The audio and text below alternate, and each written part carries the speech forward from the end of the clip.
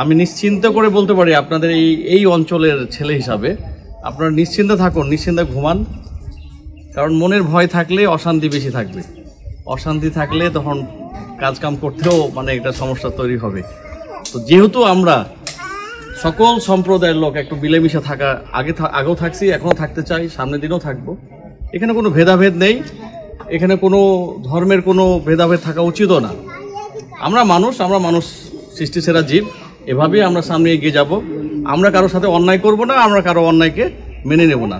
যদি কেউ আপনাদের অন্যায় করতে চায় তাদের নাম ঠিকানা লিখে রাখুন, আমাদেরকে দিন, স্থানীয় যা চেয়ারম্যান আছে ওদেরকে দিয়ে হোক, আমরা আর্মিকে দিয়ে হোক, আর্মির যে কমান্ডিং অফিসার সেও আমাদেরকে আশ্বস্ত করছে আপনাদের পাশে আছে। কারণ এত বড় সম্প্রদায়ের জন্য আর্মি তো অনেক লাগবে, সবাই তো আমরা একজন আর্মি হয়ে গেছি।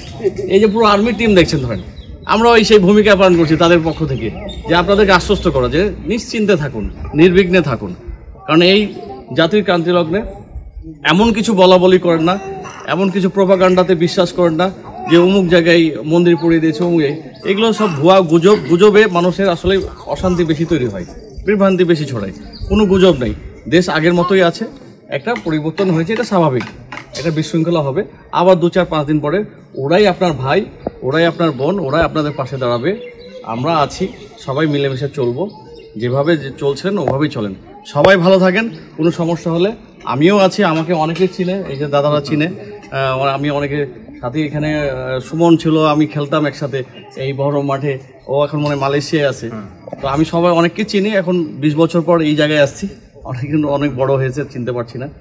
তো আমি পার্সোনালি বলছি যে আপনাদের জন্য 24 ঘন্টা আমরা জেগে আছি, আপনারা নিশ্চিন্তে ঘুমান, আমরা জাগি আপনাদের পাহারা দেওয়ার জন্য।